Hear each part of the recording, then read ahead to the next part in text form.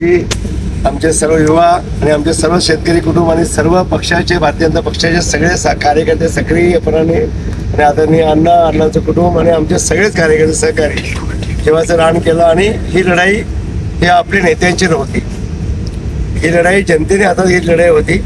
म्हणून या नेत्याला आमचं मी श्रेय देणार नाही. खरं सगळ्या तळागाळातून सगळे कुटुंबाच्या म्हणजे गावामध्ये निर्णय घेतला की आता बदल हवाय, घराणेशाला थांबवा आणि सामान्य कुटुंबातला एक शेतकरी मुलगा आमदार होतोय त्या करण्यासाठी त्यांनी हातात घेतली लढाई आहे.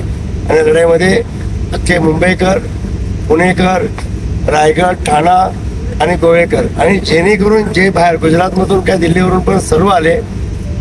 आणि सगळ्यात म्हणजे एक आनंदाची गोष्ट म्हणजे की देशाच्या राजकारणामध्ये आज पहिल्यांदा जय जवान जय किसान जो आपण लालबहादूर शास्त्रींनी जे घोषणा केली होती त्या घोषणेच्या आधारावरती आपण ते एक संघ राहिलो. आणि आज संघ आपला पूर्ण सेना परिवार पूर्ण एकजुटीने ताकदीने काम करत राहिला आणि गावागावात त्यांची एकजूट दिसली.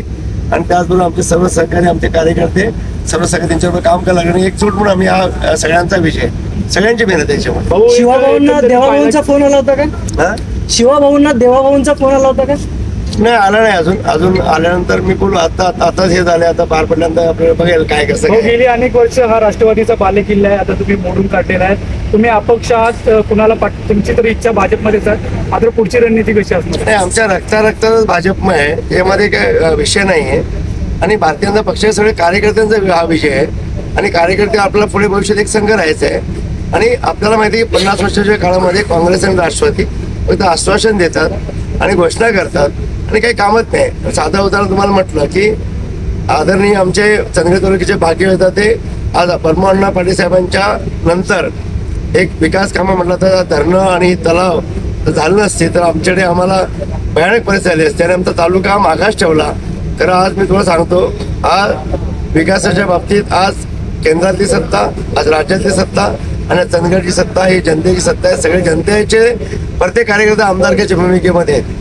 मी फक्त आमदारला फक्त एक लेबल असेल तर प्रत्येक कार्यकर्ता आमदारकीच्या भूमिकेमध्ये खूप खुशी आहेत आणि त्या ताकदीने सर्व मतदारसंघामधला पिंजून काढायचं आहे आणि सगळी कामं करायची आहेत. पहिला रोजगार, आता मला अर्जंटली हा रोजगार 1-2 महिन्यामध्ये रोजगार मेळावा घ्यायचा आहे.